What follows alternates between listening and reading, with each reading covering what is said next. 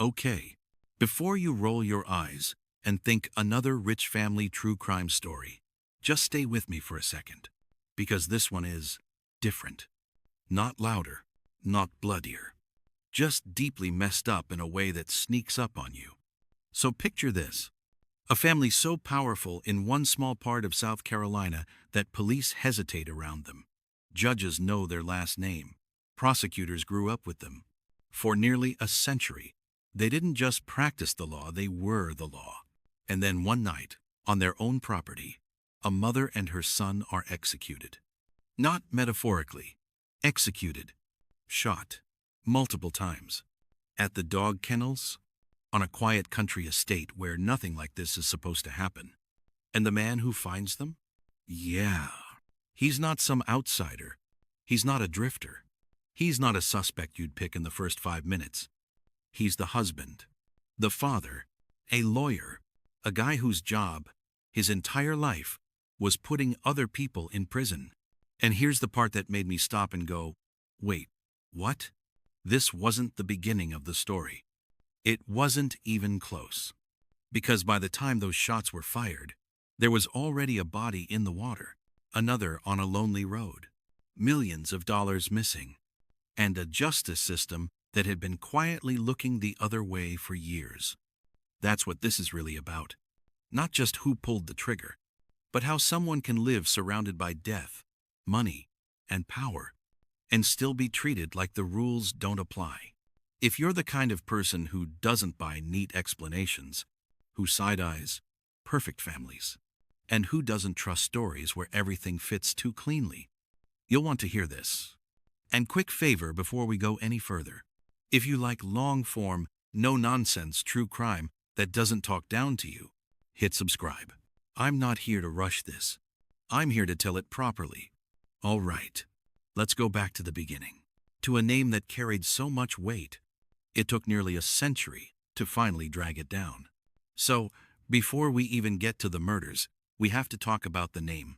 And I know, this is usually where people zone out. Old history, generations, blah blah. But stick with me, because this part explains everything that comes later. In this part of South Carolina, the Lowcountry names matter. Not fame, not followers, names. And Murdaugh wasn't just recognizable, it was loaded. For almost 100 years, and I'm not exaggerating, someone in this family controlled the local justice system. Prosecutors, courts, charges, all of it. Think about that for a second. If your last name has been deciding who goes to prison since your great-grandfather's time, you don't grow up thinking the rules are flexible. You grow up thinking the rules are yours. The law firm starts in 1910. Then the solicitor's office, then another generation, then another. Same last name, same courthouse, same quiet power. And the thing is, nobody in town really questioned it. Not loudly, anyway. Because when the same family's been in charge longer than anyone can remember, it stops feeling corrupt and starts feeling normal. Fast forward to Alex Murdaugh, 4th generation, red hair, southern accent. The kind of guy who looks like he belongs in every room he walks into. People trusted him. Judges knew him. Cops deferred to him sometimes without realizing they were doing it. And that's important, because when you grow up watching your family bend the system, not break it, just bend it, you learn something early. Consequences are negotiable. Alex marries Maggie. They have 2 sons. Big house, hunting land, boats, connections. From the outside, perfectly boring, rich family stuff. But here's the problem. When power lasts that long, it doesn't stay clean. It gets quiet.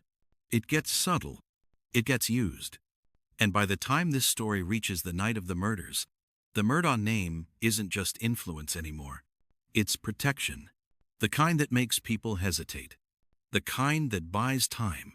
The kind that lets things slide until suddenly they don't. And that's where this starts to go wrong. Because the first time the public really notices the Murdaughs, it's not in a courtroom. It's on a dark stretch of water, late at night, with a boat going way too fast, and a decision that can't be undone. All right, This is where things stop being theoretical. No legacy talk. No old names. Just a bad night and a choice that should have ended the Murdaugh myth right there. February 23rd, 2019. A group of kids, and yeah, they were kids, out on a boat, drinking, laughing, cold night, dark water. Nothing about this feels sinister at first. It feels familiar, like the kind of night that's supposed to end with a headache and regret, not a funeral. The boat belongs to the Murdaughs, and Paul Murdaugh is driving. Or maybe not driving, more like steering badly. Witnesses say he's drunk, belligerent, switching personalities. You'll hear later why that matters. It's late, visibility is awful, and the boat is moving way too fast for a narrow channel. Then impact, metal, wood, screams. The boat slams into a bridge piling, and people go flying.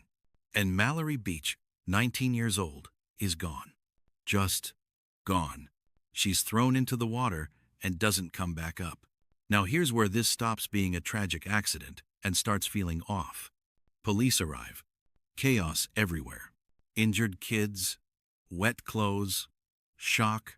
And Paul? He's not cuffed. He's not breathalyzed right away. He's wandering around, calling people, important people. Some witnesses say officers knew exactly who his family was. Others say you could feel the hesitation.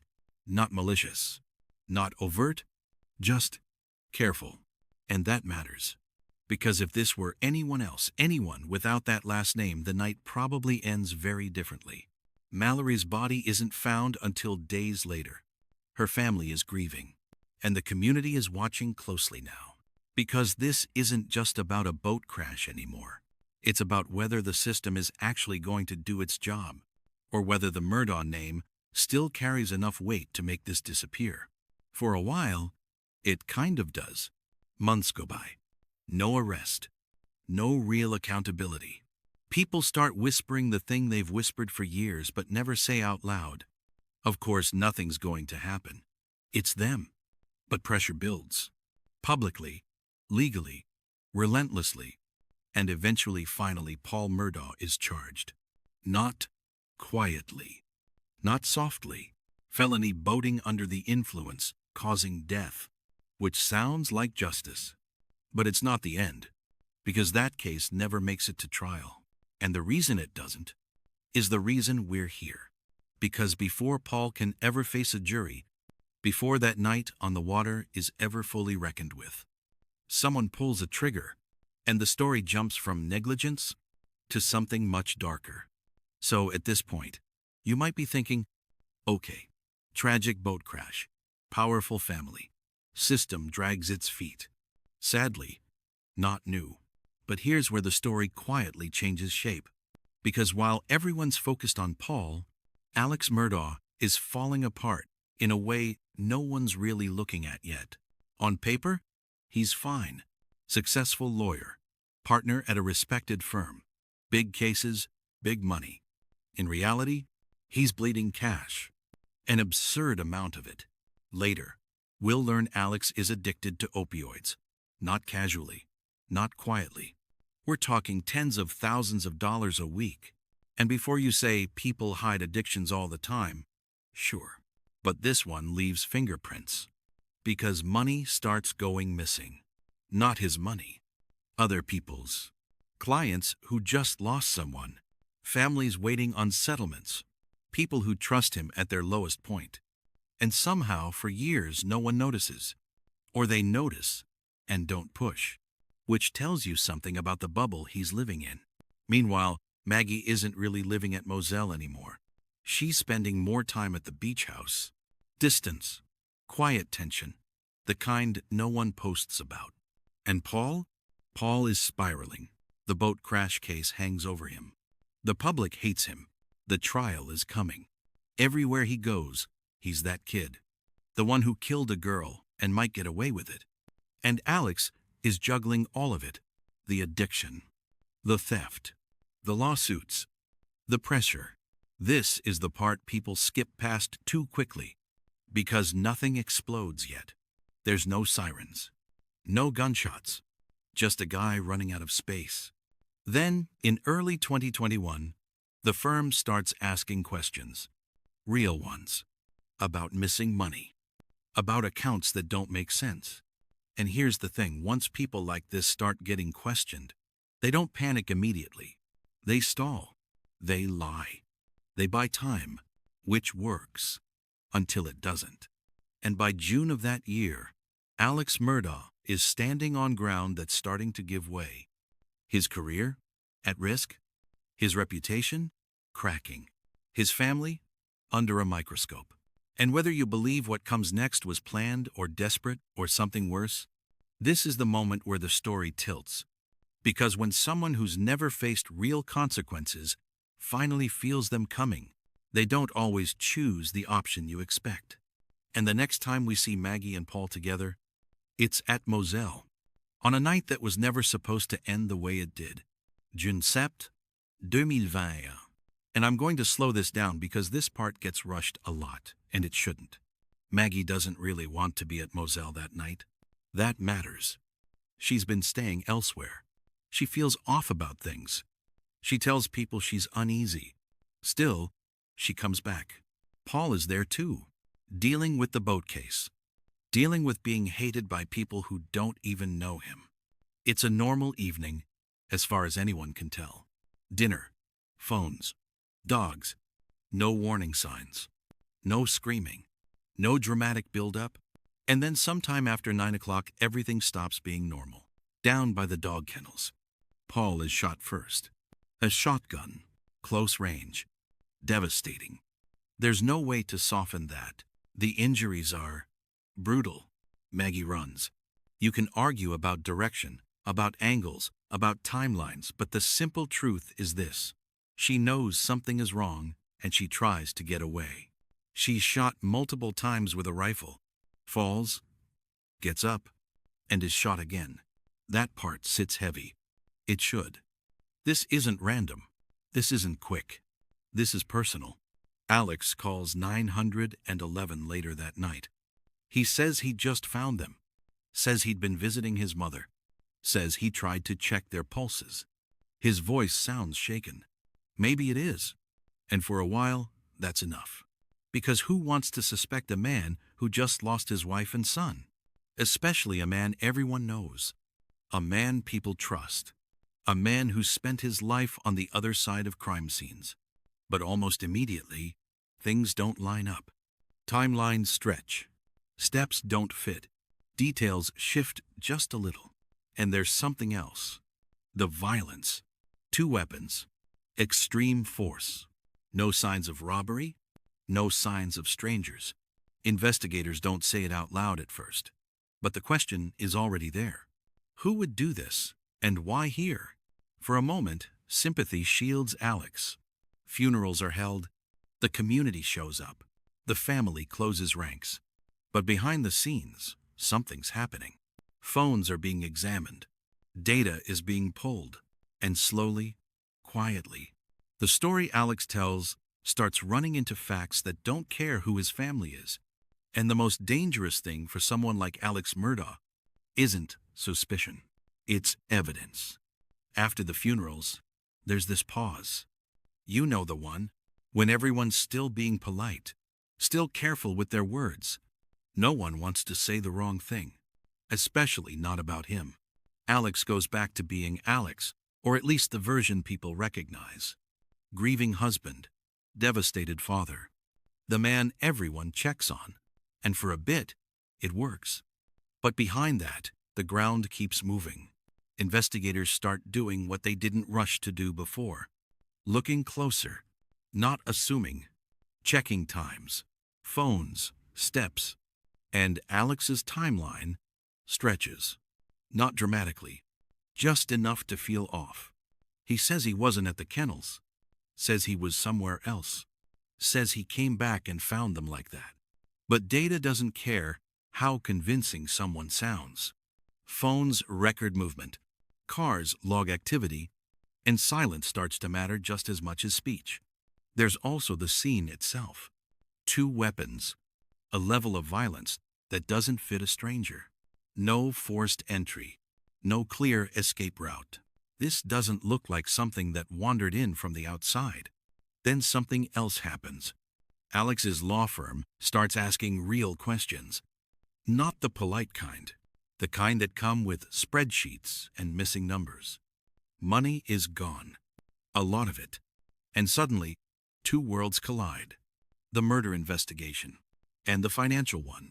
That's when sympathy starts wearing thin. Because grief explains a lot. But it doesn't explain accounts that don't add up. And here's the thing no one says out loud yet. If Alex's life is starting to come apart, it didn't start with the murders. They may have just sped it up. Then, 3 months later, something happens that feels almost unreal. Alex calls 911 again. This time, he says someone tried to kill him. Shot him on the side of the road. At first, it sounds like escalation. Like the danger is spreading. But almost immediately, it feels wrong. And the question shifts. Not who's targeting the Murdaughs, but what is Alex Murdaugh actually doing? September 4th, 2021. Alex Murdaugh pulls over on a quiet road. Or at least, that's how the story starts. He calls 911 and says he's been shot in the head. Says a truck drove by. Says someone fired at him and kept going. And somehow, he survives. Which already feels strange. Not impossible. Just strange. At first, people think, okay, someone's coming after them now. Because that's how this is supposed to go, right? Violence escalating. Loose ends being tied up. But almost immediately, things don't sit right. The wound isn't what you'd expect. The story changes. Details wobble. And then the whole thing just falls apart. Alex admits it wasn't an ambush. It was staged. He arranged it. Hired someone he knew. Asked him to pull the trigger. Not to kill someone else. To kill him, or at least, that's what he says. The reason?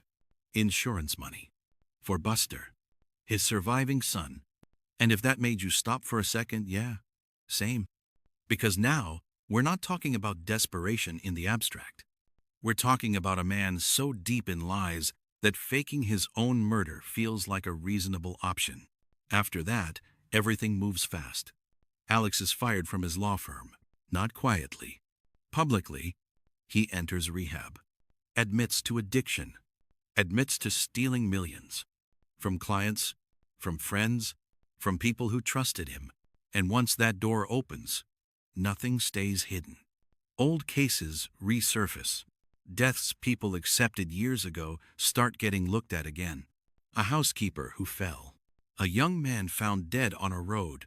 Suddenly, the question isn't whether Alex Murdaugh is capable of lying. It's how long everyone else helped him do it. Because at this point, it's no longer believable that all of this is coincidence. Too many deaths. Too many cover-ups. Too much money missing. The family name that once protected him is now the reason everyone's watching. And for the first time in his life, Alex Murdaugh isn't controlling the story. He's chasing it. Once the roadside story collapses, nothing stays buried. And this is the part where people start saying, wait, how many deaths are connected to this family?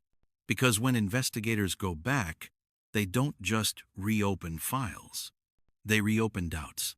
First, there's Stephen Smith, found dead in the middle of a rural road. At the time, it's ruled a hit and run, even though the injuries don't quite match, even though there's no debris, even though people in town aren't buying it. Rumors float around. Names get whispered.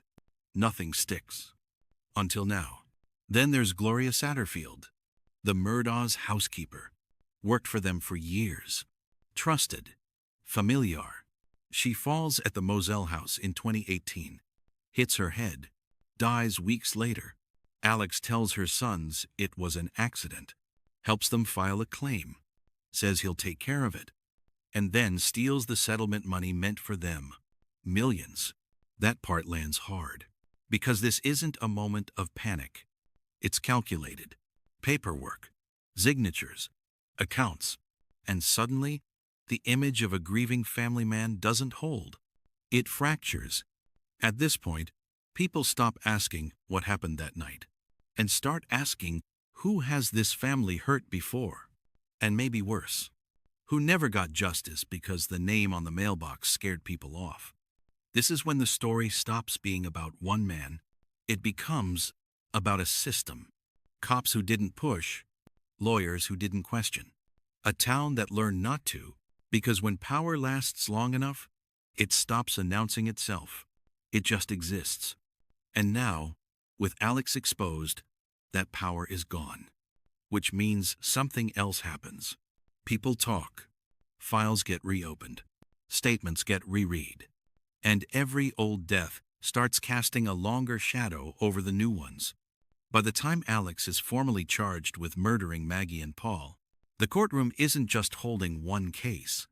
It's holding decades of silence. And whether or not every death is connected, that's still debated. But what's not debated anymore is that this family was protected. And protection like that always comes at a cost. So that's it. Alex Murdaugh is in prison now. Life without parole. The dynasty over. The name that ruled for nearly a century finally falls. But let's be honest. It's not clean. It's not satisfying. And it's not over. Because people died. Because money was stolen. Because families were hurt in ways no trial can fix. And the system? It failed. Repeatedly. Not in some abstract way, but in the very real way that let a family feel untouchable for decades. You see, the Murdaugh story isn't really about Alex. It's about what happens when power goes unchecked. When privilege shields the guilty. When tragedy becomes almost ordinary. And here's the thing that sticks with you.